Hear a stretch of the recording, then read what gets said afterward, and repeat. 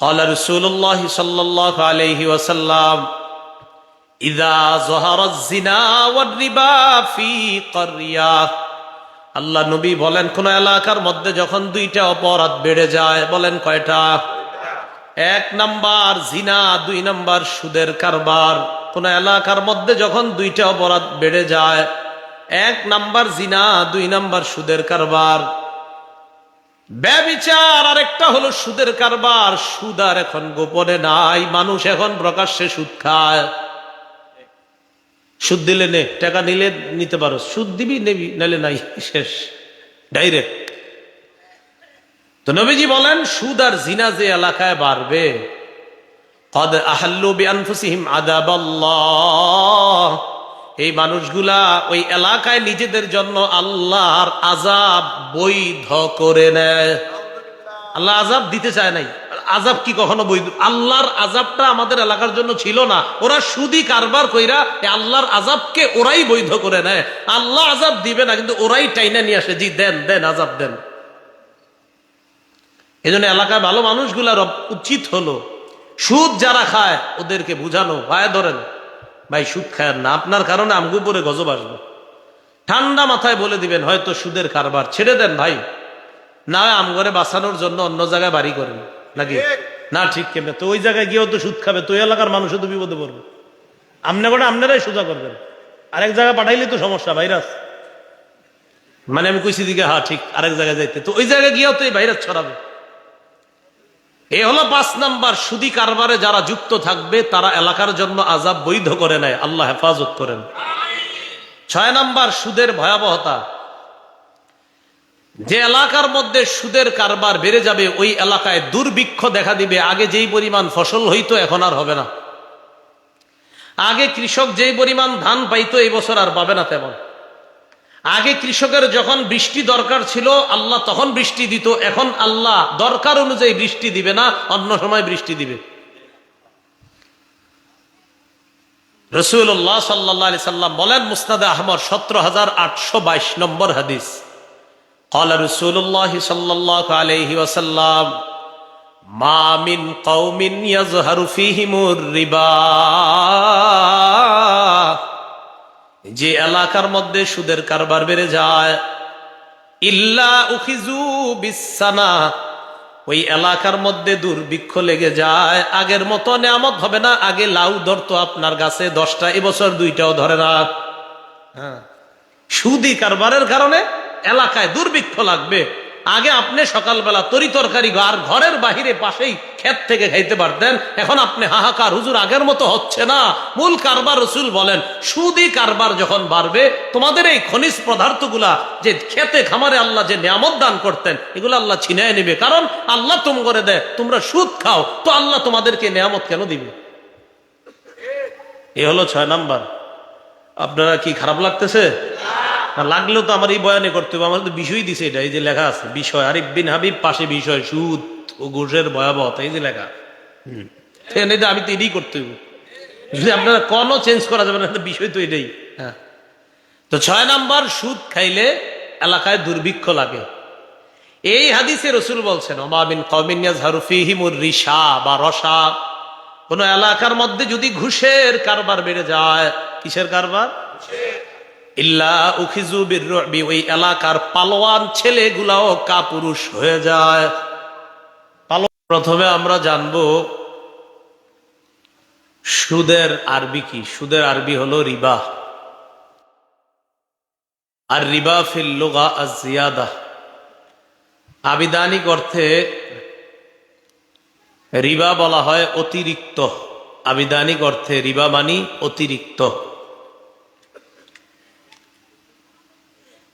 আহকামুল কোরআন লিইবনিল আরবি, একটা কিতাব আছে আহকামুল কোরআন, ওখানে আসছে আর রিবা লা ইউকাবিলুহু ইওয়াজ। রিবা বলা হয় বা সুদ বলা হয় কুল্লু শাইইন লা ইউকাবিলুহু ইওয়াজ, প্রত্যেক এমন জিনিসকে যা কোনো বিনিময়ে ছাড়া পাওয়া যায়, এটাকে বলা হয় রিবা। একটা হাদিসের কিতাব আছে আল জামিউস সগীর, এই কিতাবের 6318 নম্বর হাদিস। আলী ইবনে আবি তালেব রাদিয়াল্লাহু তাআলা আনহুর বর্ণনা, তিনি বলেন, কুল্লু করজিন জাররা মানফাআতান ফাহুয়া রিবা। প্রত্যেক ঋণ, যেই ঋণের বিনিময়ে অতিরিক্ত কিছু পাওয়া যায় সেটাই সুদ।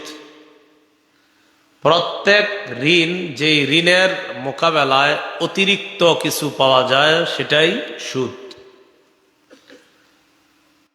মুসান্নাফ আব্দুর রাজ্জাক হাদিসের একটা কিতাব আছে।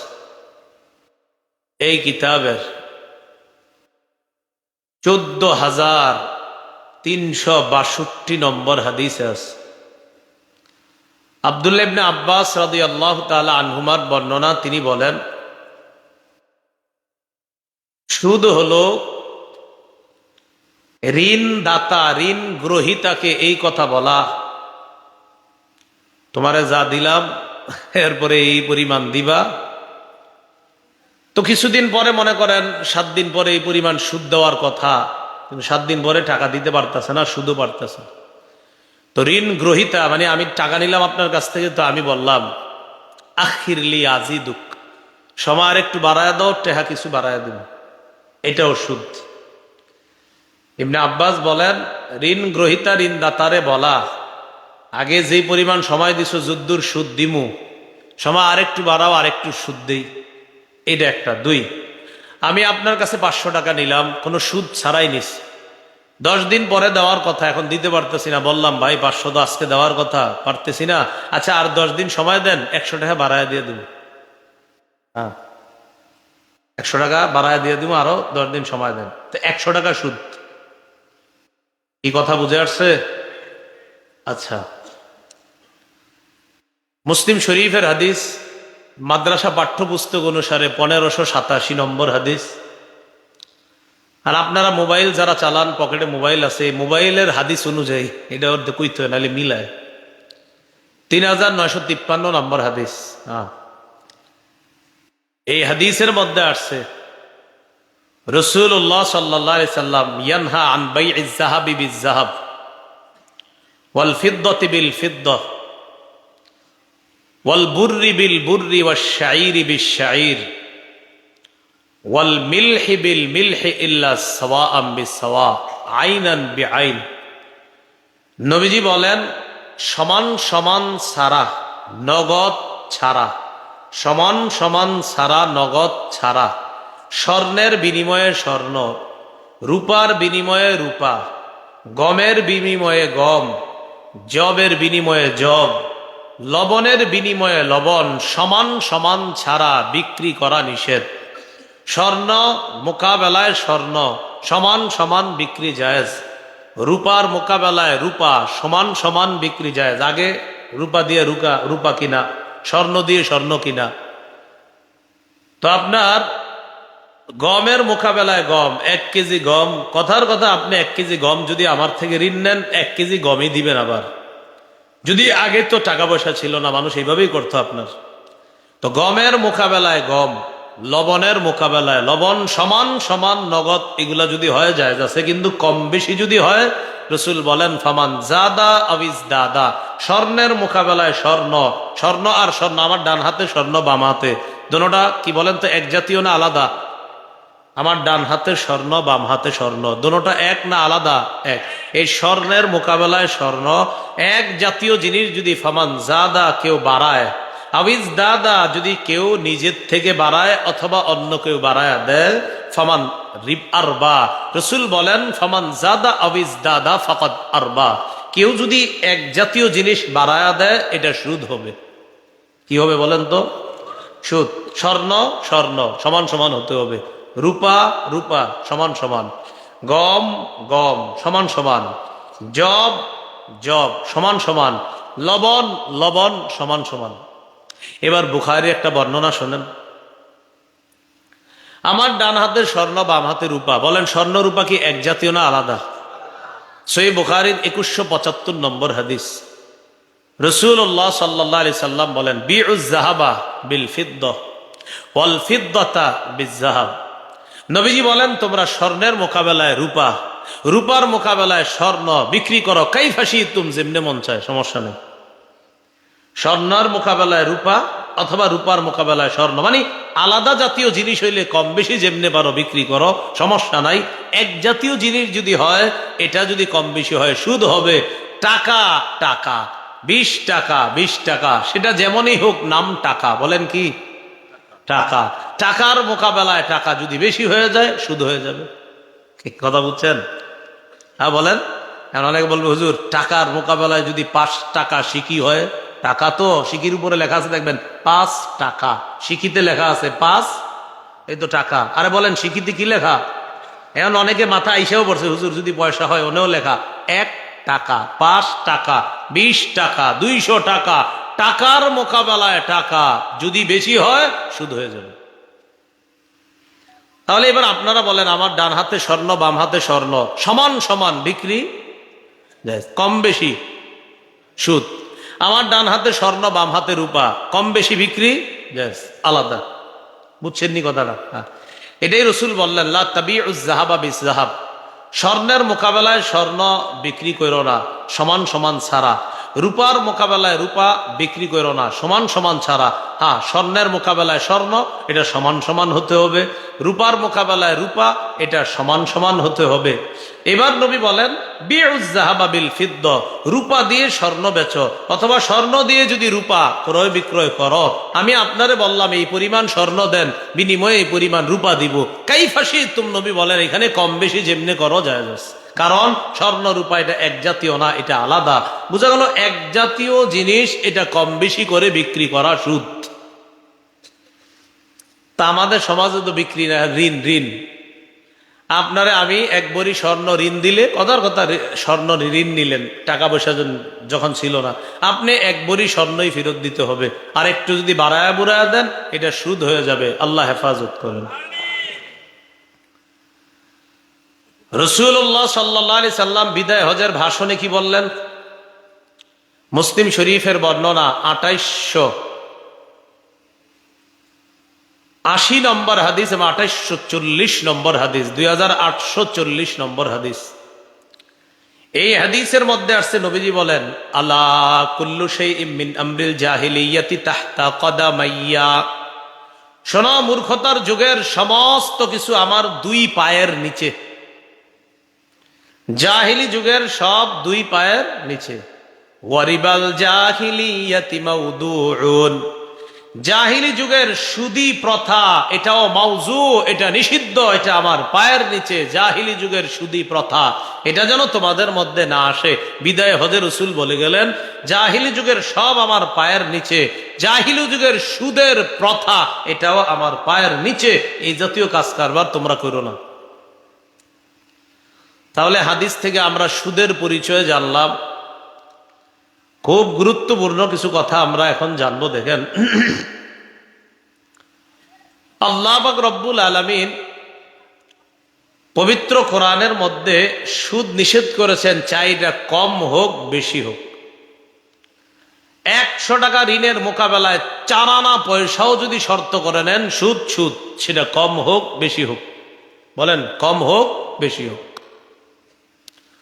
আল্লাহ পাক রব্বুল আলামিন বলেন সূরা বাকারার 278 নম্বর আয়াত, ইয়া আইয়ুহাল্লাযীনা আমানুত্তাকুল্লাহ, হে ঈমানদারগণ, আল্লাহকে ভয় করো। ওয়াযারু মা বাকিয়া মিনার রিবা ইন কুনতুম মুমিনিন, যদি তোমরা ঈমানদার হও তাহলে তোমরা সুদী কারবার ছেড়ে দাও। আপনারা এখানে যারা বসা, আমরা যারা বসা, আমরা ঈমানদার না? আওয়াজ হালকা হয়ে গেল কেন? ঈমানদার না? চিন্তা করতে, হুজুর ঈমানদার হইলে যদি সুদ ছাড়তে হয় তাহলে না, নাকি? আল্লাহ বলছেন, যদি ঈমানদার হও সুদী কারবার ছেড়ে দাও। আল্লাহ বলছেন, যদি ঈমানদার হও সুদী কারবার ছেড়ে দাও। এবার আপনারা সবাই বলি একসাথে, বলেন বলেন আমরা সবাই, যদি ঈমানদার হও, বলেন, সুদী কারবার ছেড়ে দাও। তো এই কথাটা সবাইরা বলতেছে, যদি ঈমানদার হও সুদী কারবার ছেড়ে দাও। হ্যাঁ, তো সবাই বলতেছে আমরা ঈমানদার, তাহলে সুদী কারবার ছেড়ে দিতে হবে। এখানে আল্লাহ কম বেশি বলে নাই, বলছে মা বাকিয়া মিনা রিবা, যতটুক সুদ, সুদ ছেড়ে দাও। এই আয়াত দ্বারা বোঝা যায় কম হোক বেশি হোক সুদ সুদ। এটা 1 টাকা যদি হয় সুদ, 1 কোটি টাকাও যদি সুদ হয়, তাহলে সুদ সুদ। সূরা আলী ইমরানের 130 নম্বর আয়াতে আল্লাহ চক্রাকারে যে সুদ খান এটাও নিষেধ করছে। আল্লাহ আমাদের গ্রামের মানুষ আবার সুদ ভিন্ন স্টাইলে খায় অনেকে আর কি, সবাই না। আপনাদের এদিকে সুদি কারবার যদিও নাই। 100 টাকা একজনে আরেকজনের কাছ থেকে ঋণ নেয়, 10 টাকা সুদ। ও আবার ওই 100 আরেকজনের ঋণ দেয় 20 টাকা সুদ।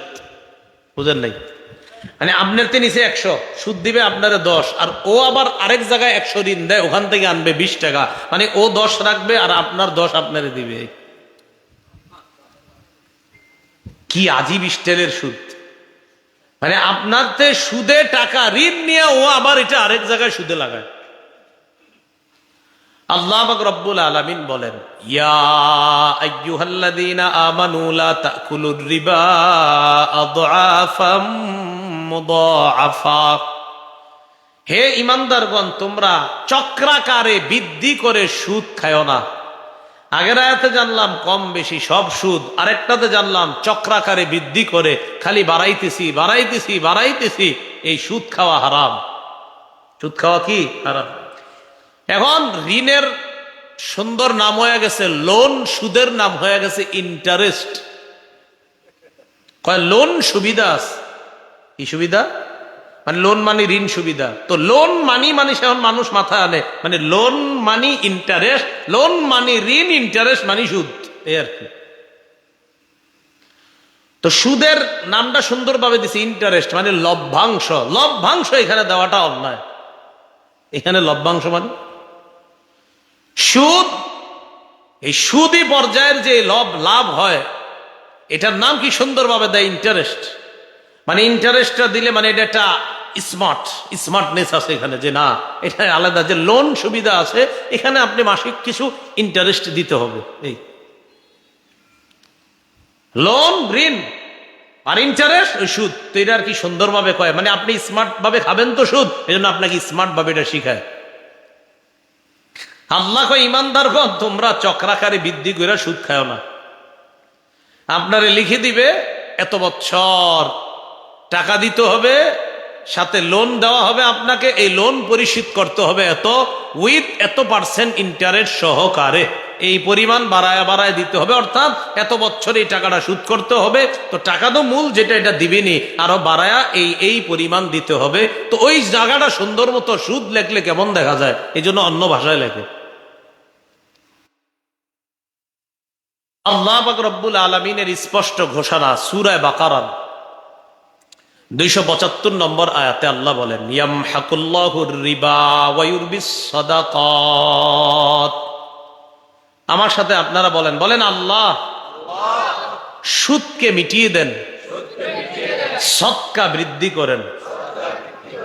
সুদ চোখে দেখতে দেখা যায় বাড়ে, সদকা চোখে দেখতে দেখা যায় কমে, কিন্তু আল্লাহ বলতেছেন না, সুদ আমি মিটায় দেই, সদকা দেখা যায় কমে, সদকা আমি বাড়ায় দেই। এটাই তো আল্লাহর বিধান আর মানব রচিত বিধানের পার্থক্য। মানুষের রচিত বিধানে দেখা যায় সুদে বাড়ে, আল্লাহ কয় সুদে কমে। মানব রচিত বিধানে দেখা যায় সদকায় কমে, আল্লাহ কয় না, সদকায় বাড়ে।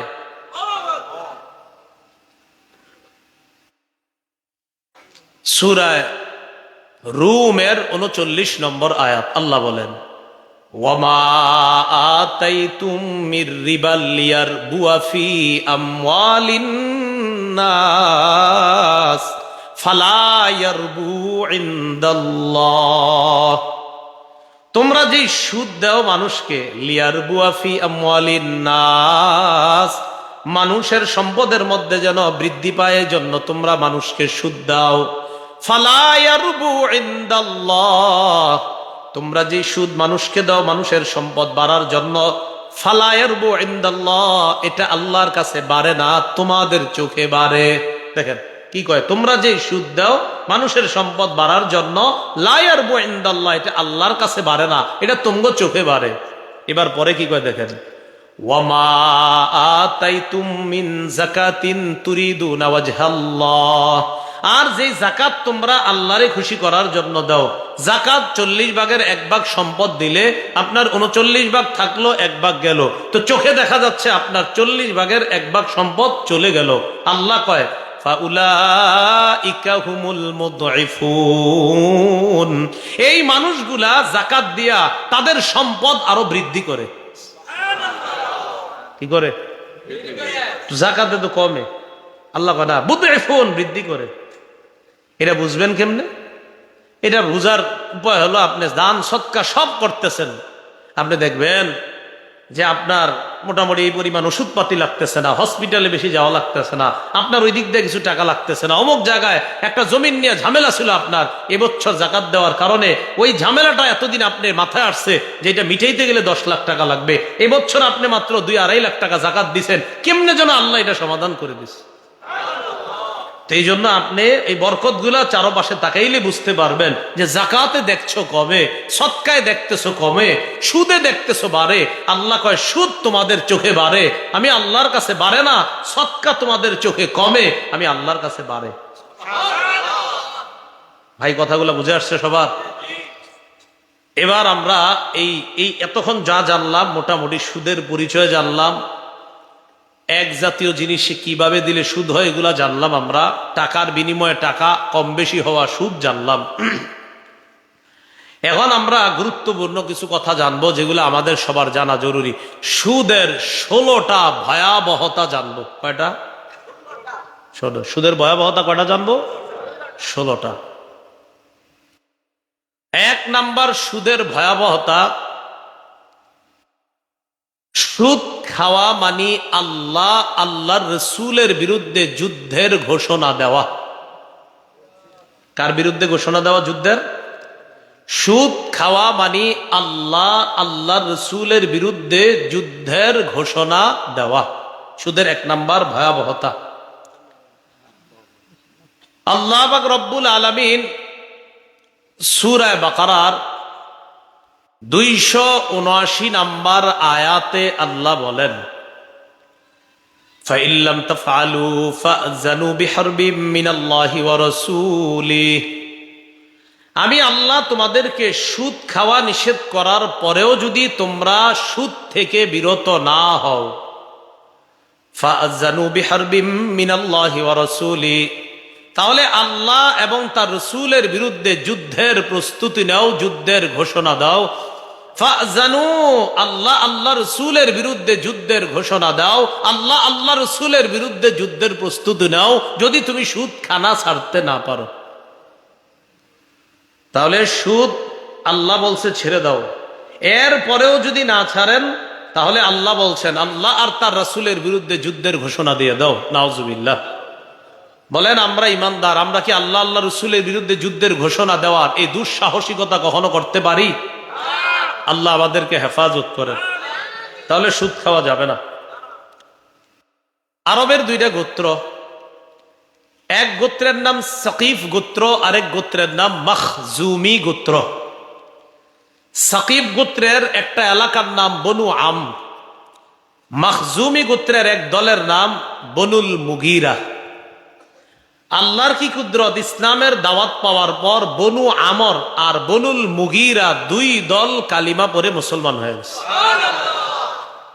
ইসলাম গ্রহণ করার আগে এই 2 এলাকার মাঝে সুদি কারবার ছিল, সুদি লেনদেন। একটু বুঝছেন নি আপনারা?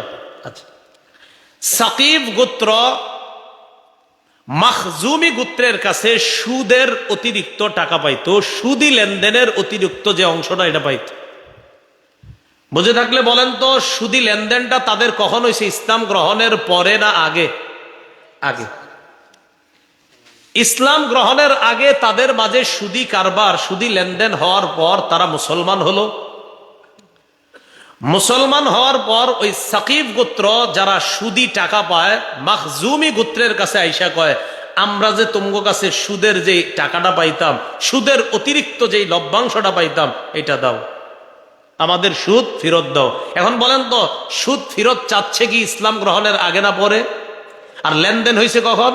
এই তো মাশাআল্লাহ। তাহলে সুদি লেনদেনটা হয়েছিল ইসলাম গ্রহণের আগে, আর সুদটা চাইতেছে এখন কখন? ইসলাম গ্রহণের পরে। এখন আপনারা বলেন তো, যেই দুই দল এক দল আরেক দলের কাছে সুদ চাইতেছে, এরা কি এখন অমুসলিম না মুসলমান? মুসলমান। তো সুদ চাওয়ার পর মাখজুমি গোত্র কয়, না আমরা সুদ দিমু না। কয় কেন? আমরা এখন মুসলমান হয়ে গেছি, এগুলো আর আমরা দিমু না। ঘটনাচক্রে আত্তাব ইবনে আসিদ নামে একজন ছিল রসুলের নায়েব হিসাবে। নায়েব মানে বুঝেননি? ভাইস, অর্থাৎ প্রিন্সিপালের পরে যিনি থাকেন। তো তিনি রসুলের কাছে একটা চিঠি পাঠাইছে, আল্লাহ নবী সাকিব গোত্র মাখজুমি গোত্রের কাছে সুদি লেনদেনে কিছু অতিরিক্ত লভ্যাংশ পাইতো মুসলমান হওয়ার আগে। এখন মুসলমান হয়েও এই সুদি চাইতেছে, সুদি লেনদেন আবার চাইতেছে তাদের কাছে, সুদি কারবারটা ফেরত চাইতেছে। এখন হুজুর কি করতে পারি? নবীর কাছে এই চিঠি পড়ে শোনানো হচ্ছে। রসুল চিঠির ভাষা শোনার পর আল্লাহ সূরা বাকারার 278 নম্বর আয়াত নাজিল করে দিচ্ছে, যে নবী আপনি জানায়া দেন, হে ইমানদারগণ, এই মুহূর্তে সুদের কারবার ছেড়ে দাও। এখন আর তোমরা অমুসলিম না, এখন তোমরা মুসলমান, তোমরা ঈমান আনছো। যদি ঈমান এনে থাকো সুদের কারবার ছেড়ে দাও।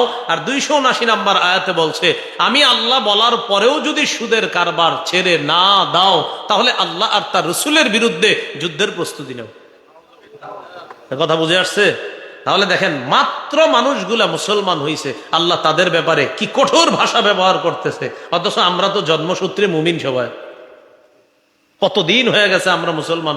হ্যাঁ, আমাদের মা বাবা মুসলমান, তাই আমরাও মুসলমান, জন্ম থেকেই মুসলমান। আর এই মানুষগুলা মাত্র মুসলমান হইছে, আল্লাহ বলে দিচ্ছে, মুসলমান হইছো, এখন ইমানদার তোমরা, সুদি লেনদেন ছেড়ে দাও। যদি না ছাড়ো, আমার বিরুদ্ধে আর নবীর বিরুদ্ধে যুদ্ধের প্রস্তুতি নাও।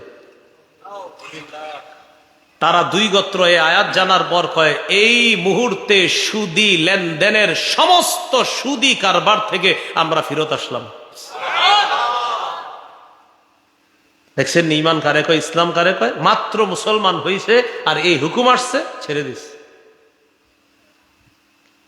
তাহলে 1 নম্বর সুদের ভয়াবহতা জানলাম, সুদ খাওয়া। এই যে আজকের বয়ান শোনার পরেও যদি সুদি লেনদেনে লিপ্ত থাকেন, আল্লাহ বলছে ইমানদাররা, আমি নিষেধ করার পরেও যদি না ছাড়ো, তো আল্লাহ রসুলের বিরুদ্ধে যুদ্ধের প্রস্তুতি নাও। এটা 1 নম্বর ভয়াবহতা। আল্লাহ আমাদেরকে এই কারবার ছেড়ে দেওয়ার তৌফিক দান করেন। 2 নম্বর, যে ব্যক্তি সুদ খায় আর সুদি লেনদেন অবস্থায় যদি মারা যায়, আল্লাহ না করেন, এই ব্যক্তি এমন অবস্থায় কিয়ামতের ময়দানে উঠবে যেন শয়তান তাকে ধরে স্পর্শ করে পাগল বানায় দিস। পাগল অবস্থায় উঠবে, সুদখোর। আল্লাহ পাক রব্বুল আলামিন সূরা বাকারার 275 নম্বর আয়াতে বলেন, আল্লাযীনা ইয়াকুলুনার রিবা, যারা সুদ খায়, লা ইয়াকুমুনা ইল্লা কামা ইয়াকুমুল্লাযী ইয়াতাখাব্বাতুহুশ শাইতানু মিনাল মাস, তারা এমন অবস্থায় কবর থেকে উঠবে যেন শয়তান তাদেরকে স্পর্শ করে পাগল বানিয়ে দেয়। এমন অবস্থায় তারা কবর থেকে উঠবে। কেন? আল্লাহ বলেন, যালিকা বিআন্নাহুম ক্বালু ইন্নামাল বাইউ মিসলুর রিবা, এটা এই কারণে তারা কয় ব্যবসা সুদের মতো। তারা কয় ব্যবসা কিসের মতো? ব্যবসায় কি হয়? লাভ হয়। সুদেও কি হয়? লাভ হয়। তো তারা কয় ব্যবসা সুদের মতো। আল্লাহ কয় না, আমি ব্যবসা হালাল করেছি। আল্লাহ বলেন, আল্লাহ ব্যবসাকে হালাল করেছেন, ব্যবসার লভ্যাংশ হালাল। ওয়াহাররামার রিবা, সুদকে আল্লাহ হারাম করেছেন, সুদি কারবারের লেনদেনের লভ্যাংশ হারাম। আল্লাহ বলছে ব্যবসা হালাল, অতএব ব্যবসার লাভ হালাল। আল্লাহ বলছে সুদ হারাম, অতএব সুদি পর্যায়ের লেনদেন হারাম। বলেন, ব্যবসা হালাল কে বলছে? সুদ হারাম কে বলছে? তাহলে ব্যবসার লেনদেনের লভ্যাংশ হালাল, এই ঘোষণা কার? সুদি কারবারের লেনদেনের লভ্যাংশ হারাম, এই ঘোষণাও কার? তো যারা বলবে ব্যবসা আর সুদ একরকম, আল্লাহ কয় মর, শয়তান স্পর্শ করলে মনে হবে তুমি পাগল, এই পাগল অবস্থায় কিয়ামতের মাঠে উঠবা। এগুলো 2 নম্বর ভয়াবহতা। সুদের 3 নম্বর ভয়াবহতা দেখেন, যে ব্যক্তি সুদ খাওয়া অবস্থায় মারা যাবে, কিয়ামতের ময়দানে দেখলে মনে হবে তার গলায় কেউ চাইপা ধরছে, ফাঁস লাগায়া দিছে, হা হা করতে করতে ফাঁস লাগানো ব্যক্তির মতো লোকটা কিয়ামতের মাঠে উঠবে। উমদাতুত তাফসীর 1 নম্বর খণ্ড 330 নম্বর পৃষ্ঠা। আন আব্দুল্লাহ ইবনে আব্বাস রাদিয়াল্লাহু তাআলা আনহুমা قال আকিলুর রিবা ইউবআসু ইয়াউমাল কিয়ামাতি মাজনুনান ইউখনাক। আব্দুল্লাহ ইবনে আব্বাস বলেন, কিয়ামতের ময়দানে সুদখোর এমন অবস্থায় উঠবে, দেখলে মনে হবে মাজনুনান, পাগল, আর মনে হবে ইউখনাক, তার গলার মধ্যে চেপে ধরা হয়েছে, শ্বাসরোধ করা হচ্ছে। দেখলে মনে হবে তাকে শ্বাসরোধ করা হচ্ছে, আর শ্বাসটা যায় যায় এমন অবস্থা। এই অবস্থায় সুদখোর কিয়ামতের মাঠে উঠবে। ওঠার পর তারে কি বলা হবে দেখেন, ক্বালুলি আকিলির রিবা খুসিলাহাকা লিল হার। আল্লাহর পক্ষ থেকে বলা হবে, ও সুদখোর, তুমি তোমার অস্ত্র নাও, আমি আল্লাহর সাথে লড়াই করার জন্য। সুদখোরকে বলবে, অস্ত্র নাও আমার সাথে লড়াই করার জন্য। সুদ তো খাইছো, আমি না করছিলাম সুদ খাও না, এরপরেও খেয়েছো, তো নাও অস্ত্র নাও, আমার সাথে লড়াই করো কিয়ামতের মাঠে। এগুলো 3 নাম্বার। 4 নাম্বার, সুদখোর সুদের কারণে আল্লাহ পাক রব্বুল আলামিন তারে কিছু হালাল রিজিক তার কিসমতে রাখছে। সুদি কারবারের কারণে এই হালাল রিজিক থেকেও বঞ্চিত হয় সুদখোর। এই বেচারার জীবনে ভালো কিছু রাখছে, মনে করেন কথার কথা, তো এই লোকটা এমন এমন কাম করে যে কাজের কারণে ওই নিয়ামতগুলো আল্লাহ ছিনায় নেয়। যা, সূরা নিসার 160 161 নম্বর আয়াত, মন দিয়ে শুনেন। ফাবিজুলমিম মিনাল্লাযীনা হাদু হাররামনা আলাইহিম তাইয়্যিবাতিন উহিল্লাত লাহুম। আল্লাহ বলেন, ইহুদীদের জুলুমের কারণে আমি আল্লাহ হালাল জিনিসকে হারাম করলাম যা তাদের জন্য হালাল ছিল। আল্লাহ কয়, ইহুদীদের জুলুমের কারণে কিছু বৈধ জিনিসকে, পবিত্র জিনিসকে আমি হারাম করে দিছি, যে পবিত্র জিনিসগুলা তাদের জন্য ছিল হালাল, আমি করে দিছি হারাম। কেন? তাদের জুলুমের কারণে। তাদের জুলুমের কারণে কিছু পবিত্র জিনিস যা তাদের জন্য হালাল ছিল আমি হারাম করে দিছি, না এটা আর ধরবা না, অথচ এটা তাদের জন্য হালাল ছিল। এরপরে আর কি কারণে? ওয়াবিসাদ্দিহিম আন সাবিলিল্লাহ। 1 নাম্বার, জুলুমের কারণে তাদের হালাল জিনিসগুলো আমি হারাম করছি। 2 নাম্বার, এরা আল্লাহর রাস্তা থেকে মানুষকে বাধা দেয়, এই কারণে আমি তাদের হালাল জিনিসগুলো হারাম করছি। আর ওয়া আখযিহিমুর রিবা ওয়া কদনুহু, সুদ গ্রহণ করার কারণে, যে সুদ থেকে তাদেরকে নিষেধ করা হয়েছে, এরপরেও তারা সুদ গ্রহণ করেছে। এই সুদ নেওয়ার কারণে তাদের জন্য বৈধ জিনিসগুলা আমি অবৈধ করে দিচ্ছি। কেন? সুদ গ্রহণ করছে, এদেরকে নিষেধ করা হয়েছে সুদ খাও না, এরপরে সুদ খাইছে, তা আমি আল্লাহ পবিত্র যেগুলো ছিল হারাম করে দিয়েছি, যাও এগুলাও খাইবা না। এই জন্য আল্লাহ নিয়ামত ছিনায় নাই সুদখোরদের। কি নিয়ামত দেখবেন, হঠাৎ বলবে আপনি যাও ছাড়া আর কিচ্ছু খাইবেন না, তো এত সুদ খায় লাভ হইল কি? যদি আপনারে বলে কোনোদিন যে আপনি এই যাওটা ছাড়া আর কিচ্ছু খাবেন না, যে কথার কথা আপনি সুদি লেনদেনে আছেন, হঠাৎ ডাক্তার বলল যে আপনার তো এই রোগ ধরা পড়ছে, আপনি শুধুমাত্র এই যাও ছাড়া আর কিচ্ছু খাবেন না, তো এত সুদ কই রাখবেন? কত হালাল হালাল নিয়ামত ছিল আপনার জন্য, ডাক্তার এখন কইছে খাইবেন না। ঠিকই আপনি আর খাইবেন না, কিন্তু ডাক্তার নিষেধ করছেন, কেমনি খাইবেন? আসলে বিষয়টা না, বিষয়টা ওই জায়গায় ঘটছে। হালাল নিয়ামত এটা আপনার জন্য বরাদ্দ ছিল, আপনার সুদি কারবারের কারণে এই হালাল নিয়ামত থেকে আপনি বঞ্চিত হচ্ছেন। এগুলো 4 নাম্বার ভয়াবহতা। 5 নাম্বার ভয়াবহতা, সুদের কারণে এলাকায় গজব আসে। কি আসে? সবাই কি আর সুদ খায় বলেন? কিছু মানুষ খায়, পুরো এলাকার উপর গজব আসে। আত-তারগীব ওয়াত তারহিব কিতাবের নাম, 3 নাম্বার খণ্ড 69 নাম্বার পৃষ্ঠা। এই জায়গায় আসছে, ক্বালা রাসূলুল্লাহ সাল্লাল্লাহু আলাইহি ওয়াসাল্লাম, ইযা যাহারাজ জিনা ওয়ার রিবা ফি ক্বরিয়া। আল্লাহ নবী বলেন, কোন এলাকার মধ্যে যখন 2টা অপরাধ বেড়ে যায়, বলেন কয়টা? 1 নাম্বার জিনা, 2 নাম্বার সুদের কারবার। কোন এলাকার মধ্যে যখন 2টা অপরাধ বেড়ে যায়, 1 নাম্বার জিনা, 2 নাম্বার সুদের কারবার। ব্যভিচার আর একটা হলো সুদের কারবার। সুদ আর এখন গোপনে নাই, মানুষ এখন প্রকাশ্যে সুদ খায়। সুদ দিলে নে, টাকা নিলে নিতে পারো, সুদ দিবি নেবি, নালে নাই, শেষ, ডাইরেক্ট। তো নবীজি বলেন সুদ আর জিনা যে এলাকায় বাড়বে, কদ আহাল্লু বিআনফুসিহিম আযাবাল্লাহ, এই মানুষগুলা ওই এলাকায় নিজেদের জন্য আল্লাহর আযাব বৈধ করে নেয়। আল্লাহ আযাব দিতে চায় নাই। আযাব কি কখনো বৈধ? আল্লাহর আযাবটা আমাদের এলাকার জন্য ছিল না, ওরা সুদি কারবার কইরা আল্লাহর আযাবকে ওরাই বৈধ করে নেয়। আল্লাহ আযাব দিবে না, কিন্তু ওরাই টাইনা নিয়ে আসে, জি দেন দেন আযাব দেন। এই জন্য এলাকায় ভালো মানুষগুলার উচিত হলো সুদ যারা খায় ওদেরকে বুঝানো, ভাই ধরেন ভাই সুদ খায় না, আপনার কারণে আমগো উপরে গজব আসবে।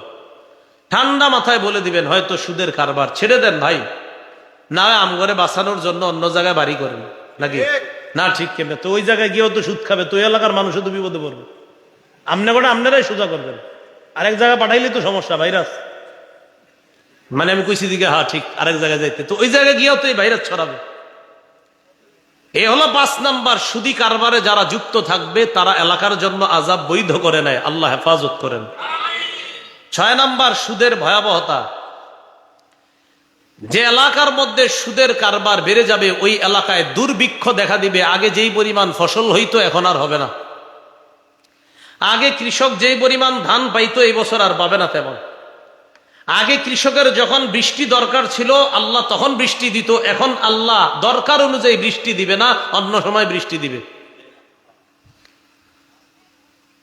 রাসূলুল্লাহ সাল্লাল্লাহু আলাইহি সাল্লাম বলেন, মুসনাদে আহমদ 17822 নম্বর হাদিস, ক্বালা রাসূলুল্লাহ সাল্লাল্লাহু আলাইহি ওয়াসাল্লাম, মা মিন কওমিন ইয়াযহারু ফীহিমুর রিবা, যে এলাকার মধ্যে সুদের কারবার বেড়ে যায়, ইল্লা উখিজু বিসানা, ওই এলাকার মধ্যে দুর্ভিক্ষ লেগে যায়। আগের মতো নেয়ামত হবে না, আগে লাউ ধরতো আপনার গাছে 10টা, এবছর 2টাও ধরে না। সুদি কারবারের কারণে এলাকায় দুর্ভিক্ষ লাগবে।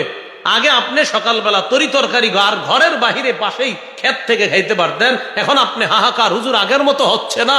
মূল কারবার রাসূল বলেন সুদি কারবার যখন বাড়বে তোমাদের এই খনিজ পদার্থগুলা যে খেতে খামারে আল্লাহ যে নিয়ামত দান করতেন এগুলো আল্লাহ ছিনায় নেবে। কারণ আল্লাহ তুম করে দেয়, তোমরা সুদ খাও, তো আল্লাহ তোমাদেরকে নিয়ামত কেন দিবে? এ হলো 6 নাম্বার। আপনারা কি খারাপ লাগতেছে? না লাগলেও তো আমার এই বয়ানে করতে হবে, আমার তো বিষয় দিছে এটা, এই যে লেখা আছে বিষয়, আরিফ বিন হাবিব পাশে বিষয়, সুদ ও ঘুষের ভয়াবহতা, এই যে লেখা। আমি তো এটাই করতে হবে, যদি আপনারা কোনো চেঞ্জ করা যাবে না, বিষয় তো এটাই। হ্যাঁ, তো 6 নাম্বার, সুদ খাইলে এলাকায় দুর্ভিক্ষ লাগে। এই হাদিসে রাসূল বলছেন, ওমা মিন কওমিন ইয়াযহারু ফীহিমুর রিশা বা রসা, কোন এলাকার মধ্যে যদি ঘুষের কারবার বেড়ে যায়। কিসের কারবার? ইল্লা উখিজু বিররুবি, ওই এলাকার পালোয়ান ছেলেগুলাও কাপুরুষ হয়ে যায়। পালোয়ান ছেলেগুলা কাপুরুষ হয়ে যায়। হ্যাঁ, আগে মনে করে স্পৃহা ছিল, এই চলো ইসলামের কিছু কাজ করবো, খুব জোশের সাথে যাইতো, এখন না। কারণ ওই রাসূল বলছেন ঘুষের কারবার বাড়বে তো শক্তিশালী সাহসী ছেলেগুলাও কাপুরুষ হয়ে যাবে। এটা হলো 6 নাম্বার। 7 নাম্বার, সুদের ভয়াবহতা। যারা সুদ খায় আল্লাহ না করেন সুদি লেনদেন অবস্থায় যদি মারা যায়, তাদের পেটের মধ্যে কিয়ামত পর্যন্ত সাপ থাকবে। এই সাপ নিয়ে কিয়ামত পর্যন্ত এই অবস্থায় থাকবে। আর কিয়ামতের মাঠে তো আছে আরো বিচার ফায়সালা বাকি আছে, এই পর্যন্ত পেটে সাপ থাকবে, এটা নিশ্চিত। ইবনে মাজাহ 2273 নম্বর হাদিস, 2273। এই হাদিসের মধ্যে আসছে, قال رسول الله صلى الله عليه وسلم أتيت ليلة أسري بي على قوم, মেরাজের রাতে আমি যখন রওনা করলাম এমন একদল মানুষের পাশ দিয়ে গেলাম, যাওয়ার পর তাদের দিকে তাকাইলাম, তাকায় দেখলাম বুতুনুহুম কাল বুয়ুত, তাদের পেটগুলা বিশাল বড় বাড়ির মতো। পেট কিসের মতো? আচ্ছা বাড়ি মনে করেন ছোট বাড়ি, 1 কাঠার উপরেই ধরেন, তাও তো বাড়ি। বাড়ি মানি কিন্তু এরকম 1 কাঠা না, বাড়ি মানি বসো বিশাল বড় বাড়ি। তাদের পেটগুলা বাড়ির মতো বলছে, কাল বুয়ুত, বাড়ির মতো পেটগুলা। ফিহা আল হাইয়াত, এই বাড়ির মতো পেটের মধ্যে সাপ। নাউজুবিল্লাহ। তুরা মিন খারিজি বুতুনিহিম, পেটের বাহির থেকে দেখা যায় পেটের ভিতরের সাপগুলা দৌড়াদৌড়ি করে। আমি প্রশ্ন করলাম, মান হাউলা ইয়া জিবরিল, জিবরিল এরা কারা? জিবরিল আমিন জবাব দেয়, হাউলাই আকালাতুর রিবা ইয়া রাসূলুল্লাহ, হে আল্লাহর রাসূল এরা হলো সুদখোরের দল। নাউজুবিল্লাহ। এরা কারা? তাহলে 7 নাম্বার, সুদ যারা খাবে তাদের পেটের মধ্যে কি দেখা যাবে? সাপ। 8 নাম্বার, যারা সুদ খাবে, নাউজুবিল্লাহ, সুদ খাওয়া, আপন মায়ের সাথে বিয়ে করা মানে ব্যভিচার করা, আপন মা। ইবনে মাজার 2274 নম্বর হাদিস, قال رسول الله صلى الله عليه وسلم الربا 70 حبا ايسرها ان ينكح الرجل امه। নবী বলেন সুদের 70টা শাখা, সর্বনিম্ন শাখা হলো আপন মাকে বিয়ে করা। ছেলে কি আপন মারে বিয়ে করা যায়? মানে হলো ব্যভিচার করা, জিনা করা। তাহলে সুদের 70টা শাখা, নিম্ন শাখা আপন মায়ের সাথে ব্যভিচার করা। এলাকার মা যারা আছেন, ছেলেরে বলেন, সন্তানরে বলেন, বাবা আর সুদ খাও না। স্ত্রী যারা আছেন, স্বামীকে বলেন, চাল ডাল হালাল টাকায় যদ্দূর পারেন আনবেন, সুদ টাকা দরকার নাই আমার। ছেলে মেয়ে যারা আছেন, আপনার বাবাকে বলেন, আব্বা 12 মাসে 12টা প্যান্ট শার্ট দেওয়া লাগবে না, হালাল টাকায় একটা পারলে দিয়েন না, পারলে দিয়েন না। মেয়ে যারা আছেন, বাবাকে বলেন, মাসে মাসে আমারে সুদের টাকায় কসমেটিক্স দিতে হবে না, হালাল টাকায় পারলে মাঝে মাঝে আইনা দিয়েন, হারাম টাকা একটুও লাগবে না। আমি আশাবাদী, কোন মা তার ছেলেকে যখন বলবে, কোন স্ত্রী তার স্বামীকে যখন বলবে, কোন ছেলে তার বাবাকে যখন বলবে, কোন কন্যা যখন তার বাবাকে বলবে, ওই বাবা চিন্তিত হয়ে যাবে, চিন্তায় পড়তে বাধ্য হবে, ইনশাল্লাহ আস্তে আস্তে সুদি কারবার ছেড়ে দিবে। কারণ একটা মানুষ সুদ কেন খায় বলেন?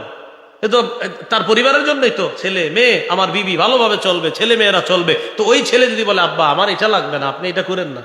ওই মেয়ে যদি বলে, আব্বা এটা করেন না, আপনি তো আমাদের জন্যই করবেন, আপনি মারা যাওয়ার পর আমাদের জন্যই তো রাখবেন, দরকার নেই। কেন? আপনার এই টাকা আপনার সন্তান যখন বড় হবে, রাসূলুল্লাহ সাল্লাল্লাহু আলাইহি সাল্লাম বলেন, লা ইয়াদখুলুল জান্নাতা জাসাদুন গুজিয়া বিল হারাম। ওই শরীর জান্নাতে যাবে না যেই শরীরটা হারাম টাকায় লালিত পালিত হয়, হারাম টাকায় বড় হয়। আল্লাহ হেফাজত করেন। তাহলে 8 নাম্বার, সুদ খাওয়া, আপন মায়ের সাথে ব্যভিচার করা। 9 নাম্বার, সুদ ধ্বংসাত্মক অপরাধ। হাদিসে 7টা অপরাধ নবীজি বলেছেন, এই 7 অপরাধ মানুষরে ধ্বংস করে দেয়, এর মধ্যে একটা সুদ। কয়টা অপরাধ মানুষরে ধ্বংস করে? 7টা। সহিহ বুখারীর 2766 নম্বর হাদিস, এই হাদিসের মধ্যে আসছে, ক্বালা রাসূলুল্লাহ সাল্লাল্লাহু আলাইহি ওয়াসাল্লাম ইজতানিবুস সাবআল মুবিকাত। তোমরা ধ্বংসাত্মক অপরাধ থেকে বাঁচো, যেই অপরাধগুলা মানুষকে ধ্বংস করে দেয়, এই অপরাধ থেকে বাঁচো। এমন অপরাধ নবীজি বলেন 7টা ধ্বংসাত্মক অপরাধ থেকে তোমরা বাঁচো। ক্বালু ওয়া মা হুন্না ইয়া রাসূলুল্লাহ। সাহাবীরা প্রশ্ন করলেন, হুজুর 7টা অপরাধ কি আপনার কাছে জানতে চাই। আল্লাহ নবী বললেন, 1 নাম্বার আশ-শিরকু বিল্লাহ, আল্লাহর সাথে শিরিক করা।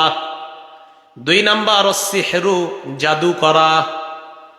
2 নাম্বার কি করা? জাদু। এই কাজ করেন না, ভুলেও কোনো মানুষে করবেন না। জাদু করেন না, জাদু করে একটা মেয়ের বিয়ে বন্ধ করে দিচ্ছেন, এইগুলো করবেন না। একটা মেয়ের আপনার পছন্দ, আপনার সাথে বিয়ে হবে না বলে এই মেয়েরে আপনি জাদু করে বন্ধ করেন। মিয়া আপনি তো নির্লজ্জ, এর বিয়ে করতে পারেন না তো আপনার ব্যর্থতা, আপনি জাদু করেন কেন? মেয়ের বিয়ে করতে পারবে না তো জাদু করতে হবে নাকি? 8 বছর 10 বছর একটা মেয়ের বিয়ে হচ্ছে না কেন?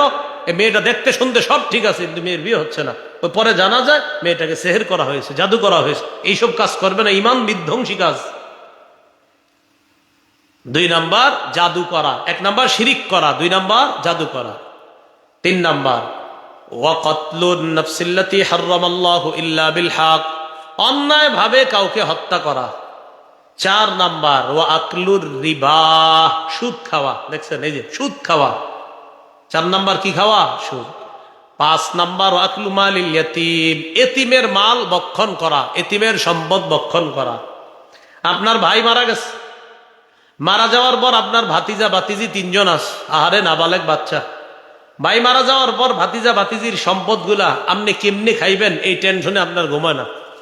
এখন আপনি আস্তে আস্তে আস্তে আস্তে কলমের খোঁচা বোঝানো শুরু করছেন এদেরকে। একদিন কলমের খোঁচা দিয়ে সম্পদগুলো আপনার নামে নিয়ে নিয়েছেন, আপনি খুব সফল না। মরার সাথে সাথে দেখবেন আল্লাহ বলছেন ইন্নামা ইয়াকুলুনা ফি বুতুনিহিম নারা, পেটের মধ্যে সম্পদ ঢুকাও নাই, আগুন ঢুকাইছো। আগুন কি ঢুকাইছে? হ্যাঁ, আল্লাহ বলেন ইন্নাল্লাযীনা ইয়াকুলুনা আমওয়ালাল ইয়াতামা যুলমা, যারা এতিমের সম্পদ ভক্ষণ করবে, জুলুম করে, ইন্নামা ইয়াকুলুনা ফি বুতুনিহিম নারা, তারা পেটে আগুন খায়। আগুন খায়, এই আগুন মানে জাহান্নামের আগুন খায়। তাহলে 5 নাম্বার আকলু মালিল ইয়াতিম, এতিমের সম্পদ ভক্ষণ করা ধ্বংসকারী অপরাধ। 6 নাম্বার আত-তাওয়াল্লি ইয়াউমাজ জাহফি, জিহাদের ময়দান থেকে পলায়ন করা। 7 নাম্বার ওয়াকসফুল মুহসানাতিল মুমিনাতিল গাফিলাত, সতী সাদী মুমিন নারীর উপর মিথ্যা অপবাদ দেওয়া।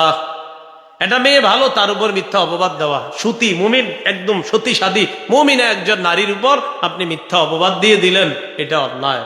দেখেন তো এই 7টা ধ্বংসকারী অপরাধের মধ্যে সুদের কথা আসেনি। তো সুদ 7 ধ্বংসকারী অপরাধের মধ্যে সুদও একটা। এটা রসুল বললেন 7টি ধ্বংসাত্মক অপরাধ থেকে বাঁচো। এর মধ্যে রসুল 4 নম্বরে বললেন আকলুর রিবা, সুদ খাওয়া মানে হলো ধ্বংস করে দেওয়া, তুমি নিজের জীবনটা ধ্বংস করা। আল্লাহ হেফাজত করে। সুদের ভয়াবহতা 10। যে ব্যক্তি সুদ খায় এ ব্যক্তি কিয়ামত পর্যন্ত রক্তের নদীতে সাঁতার কাটবে। এক তো পেটে সাপ থাকবে, আর এক তো রক্তের নদীতে সাঁতার কাটবে। সহিহ বুখারীর 2085 নম্বর হাদিস। ফজরের নামাজ পড়ছে নবীজি, পড়ার পর সাহাবীদের দিকে ফিরে বসছে। আমাদের ইমাম সাহেবরা বসে না এরকম ফজরের পরে, একজন দুইজন কয়েছি, মানে ফজর পরে যে কয়েকজন এই কয়েকজন কয়েছি, এটা সত্যি কথাই তো। মানে ফজর তো পরে কম, এই জন্য জিয়ের আওয়াজ কম। এটা একটা সহজ বিষয় কিন্তু বুঝাটা। অনেকের মাথায় এসে আমরা তো জানি না কিমনে কি হয়, কারণ তো ফজরই তো জানা। বিষয়টা একদম সহজ। আমি যখন বললাম ইমাম সাহেব বসেনি, এই 2-1 কয় জি, মানে বিষয়টা একদম স্পষ্ট। হুজুর ফজরে আমরা যাই তো 5 জন, তাই 5 জনে বলছি জি। ফজরের নামাজের পর রসুল ফিরে তাকাইছে, তাকানোর পর সাহাবীদেরকে বললেন, মাঝে মাঝে জিজ্ঞাসা করতেন কেউ স্বপ্ন টপ্ন দেখছো কোনো? তো কেউ দেখলে বলতেন দেখছি, বা কেউ যদি বলতেন না দেখি নাই। তো নবীজি কয় শোনো, কালকে রাত্রে আমি একটা ঘটনা দেখছি, তোমাদেরকে শোনাই। লম্বা একটা ঘটনা শোনাইছে। এর মধ্যে সহিহ বুখারী 2085 নম্বর হাদিসে সংক্ষেপে আনছে বর্ণনা। নবীজি বলেন 2 জনের সাথে আমি চলতে লাগলাম, যাইতে যাইতে হাত্তা ইদা আতাইনা আলা নাহরিন, হাত্তা আতাইনা আলা নাহরিন, একটা নদীর কাছে গেলাম। কিসের কাছে? পুকুর না, নদী। নদীর কাছে যাওয়ার পর ওই নদীর দিকে তাকায় দেখলাম নাহরিন মিন দাম, নদীটা রক্তের। কিসের? আমি আশ্চর্য হয়ে নদীর মাঝখানে তাকাইলাম, তাকায় দেখি ফিহি রাজুলুন কাইম, রক্তের নদীর মধ্যে এক ব্যক্তি দাঁড়িয়ে আছে।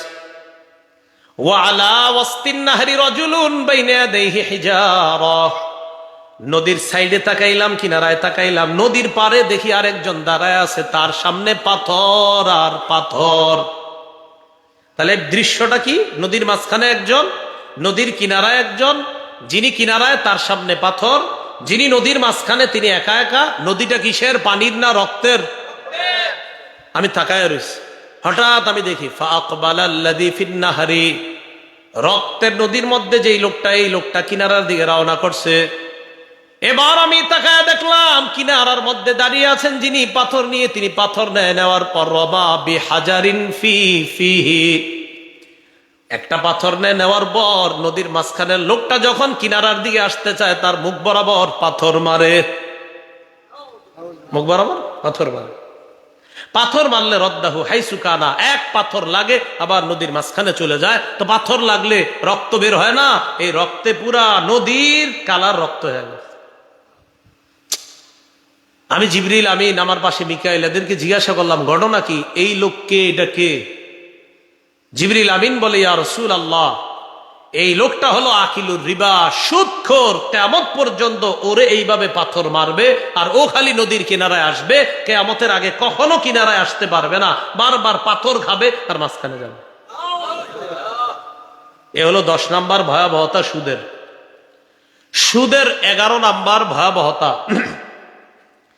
যে ব্যক্তি সুদ খায়, সুদ না ছাড়ার পর্যন্ত তার উপরে 24টা ঘন্টা আল্লাহর রসুলের অভিশাপ চলতে থাকে। নাসাই শরীফ 5103 নম্বর হাদিস, আন্না রাসূলুল্লাহ সাল্লাল্লাহু আলাইহি ওয়াসাল্লাম লাআনা আকিলার রিবা ওয়া মুকিলা ওয়া কাতিবা। আল্লাহর রাসূল সুদখোরকে অভিশাপ দেয়, ওয়া মুকিলা, যে সুদ দেয় তারে অভিশাপ দেয়, যে সুদ খায় তারে অভিশাপ দেয়, ওয়া কাতিবা, যে সুদের কারবার লেখে তারেও রাসূল অভিশাপ দেয়। বলেন তো এটা আমার সাথে, যে কি লেখে? আরো জোরে বলেন, কি লেখে? একদম আওয়াজ দিয়ে বলেন, কি লেখে? সুদের কারবার। এটা মাথায় রেখে চিন্তা করবেন কোন জায়গায় চাকরি নিবেন আর না নিবেন। সুদের কারবার যে লেখে তার উপর আল্লাহ রসুলের অভিশাপ। তাহলে কি জানলাম? 11 নাম্বার, সুদ যে খায়, সুদ যে দেয়, সুদের কারবার যে লেখে তার উপর আল্লাহ রসুলের অভিশাপ। অন্য বর্ণনায়, পরের বর্ণনায় আসছে ওয়া শাহিদা, সুদের সাক্ষী যে দিবে তার উপর রসুলের অভিশাপ। এলাকার 4-5 জনের নাস্তা করাইবে সকালে, হয় তোমরা এইসব 3-4 জন গেছে।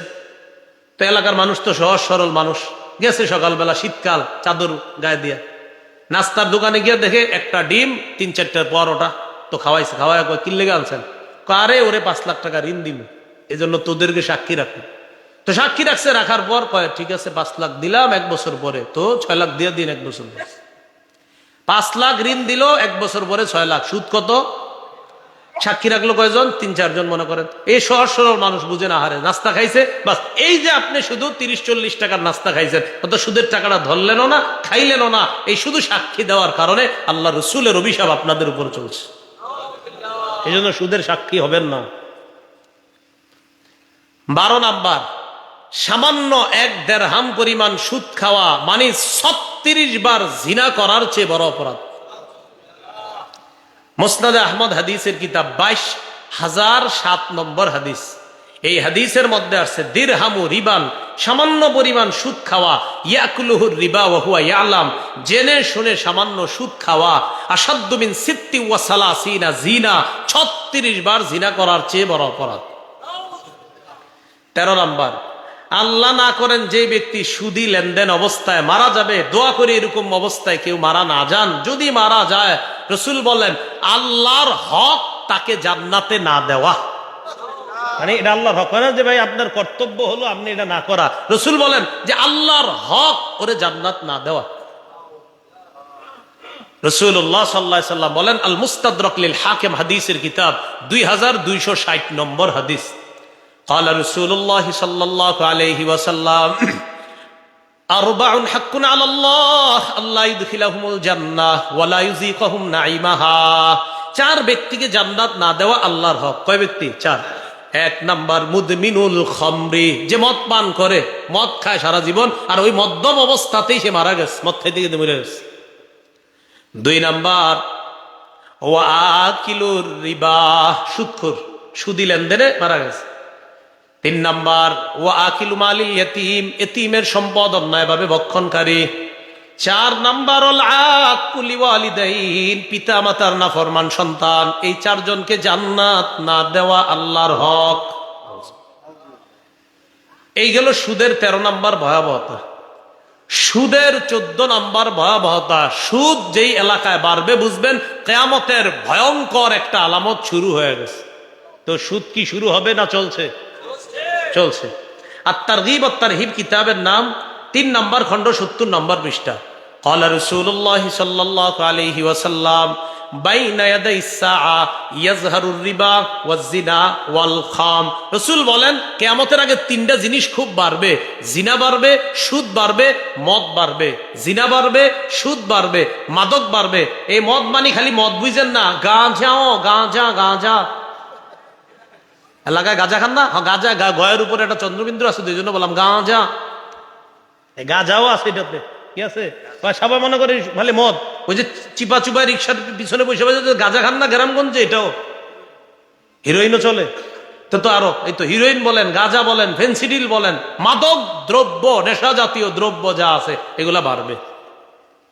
এগুলো, হ্যাঁ ইয়াবা, এই তো মাশাআল্লাহ আরো আসতেছে অনেক নাম। এইগুলা, এই 14 নাম্বার। 15 নাম্বার সুদে, তাহলে 14 নাম্বার জানলাম তিনটা জিনিস বাড়বে, এর মধ্যে একটা সুদ।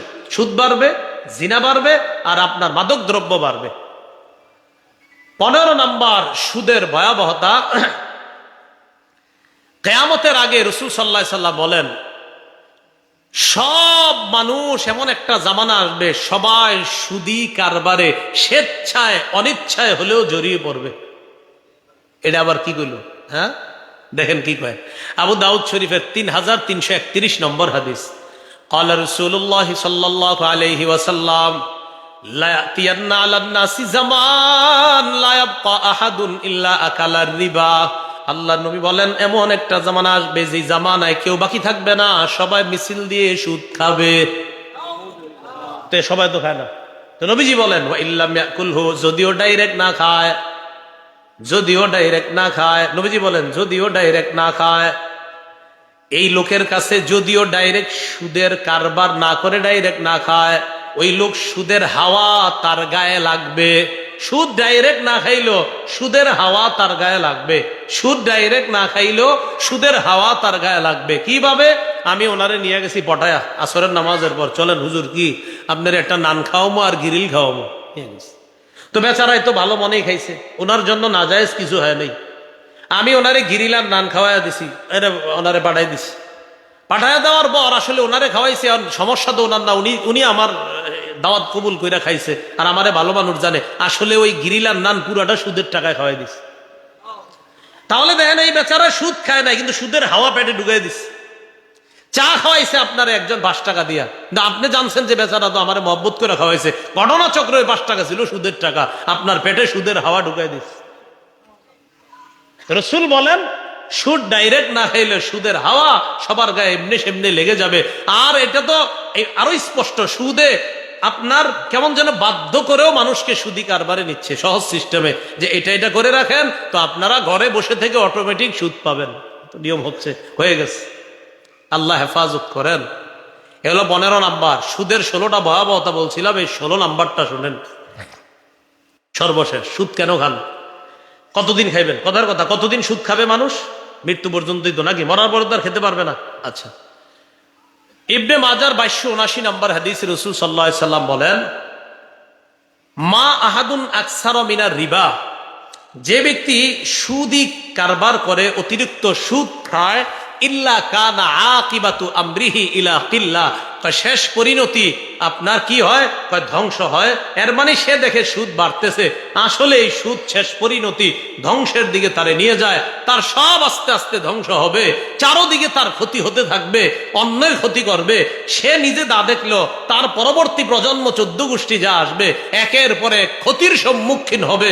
রাসূল বলেন, সুদের পরিণাম এত ভয়াবহ যে দেখতে তুমি বুঝলা অনেক কিছু বানাইছো, না, এটা ইলা কিল্লা, এটা কমের দিকেই যাবে। আর এই কমটা তোমার পরবর্তী প্রজন্মের মাঝে তারা হারে হারে সব টের পাবে। এটা হলো সুদের সর্বশেষ কথা।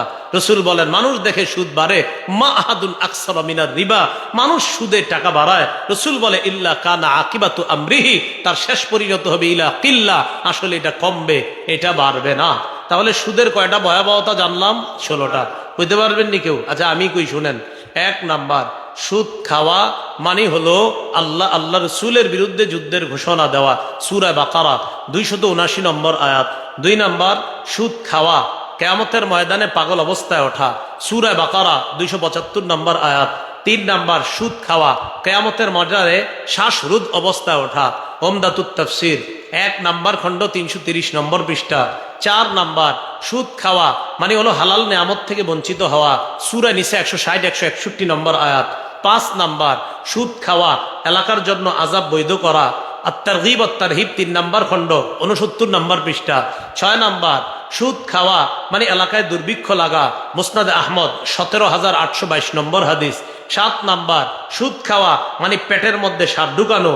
ইবনে মাজাহ 2273 নম্বর হাদিস। 8 নাম্বার, সুদ খাওয়া আপন মায়ের সাথে ব্যভিচার করা। ইবনে মাজাহ 2274 নম্বর হাদিস। 9 নাম্বার, সুদ খাওয়া নিজেরে ধ্বংস করা, আখেরাত ধ্বংস করা। সহিহ বুখারী 2766 নম্বর হাদিস। 10 নাম্বার, সুদ খাওয়া কিয়ামত পর্যন্ত রক্তের নদীতে সাঁতার কাটা। সহিহ বুখারী 2085 নম্বর হাদিস। 11 নাম্বার সুদ খাওয়া, সুদ দেওয়া, সাক্ষী দেওয়া, লেখা, রসুলের অভিশাপ হওয়া, নাসাই 5103 নম্বর হাদিস। 12 নাম্বার সামান্য সুদ জেনে শুনে খাওয়া, 36 বার জিনার চেয়ে বড় অপরাধ করা, মুসনাদে আহমদ 22,007 নম্বর হাদিস। 13 নাম্বার সুদ খাওয়া অবস্থায় মারা যাওয়া, আল্লাহর হক তারে জান্নাত না দেওয়া, আল মুস্তাদরাক লিল হাকিম 2260 নম্বর হাদিস। 14 নাম্বার সুদ খাওয়া কিয়ামতের আগে এটা বৃদ্ধি পেয়ে যাবে 3টা অপরাধ, সুদ, জিনা আর মদ। সহিহ বুখারী, ইবনে মাজাহ 2279, 2273 এগুলোতেও আছে। আত-তারগীব ওয়াত-তারহিব 3 নম্বর খণ্ড 70 নম্বর পৃষ্ঠায় আছে।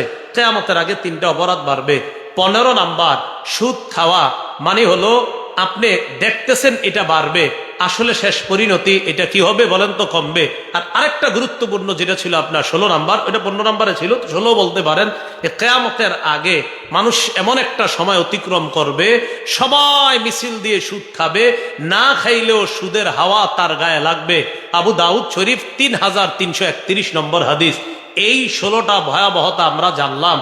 এর মধ্যে সবচাইতে দুনিয়াতে থাকতে যে ভয়াবহতা, আল্লাহ বলেন আমার আর আমার নবীর বিরুদ্ধে যুদ্ধের প্রস্তুতি নেও যদি ঈমান আনার পরেও সুদের কারবার ছেড়ে না দাও। আল্লাহ আমাদের সকলকে সুদ থেকে, ঘোষ থেকে যেন আমরা বেঁচে থাকতে পারি, আল্লাহ তৌফিক দান করেন। আপনারা কোথায় যাচ্ছেন?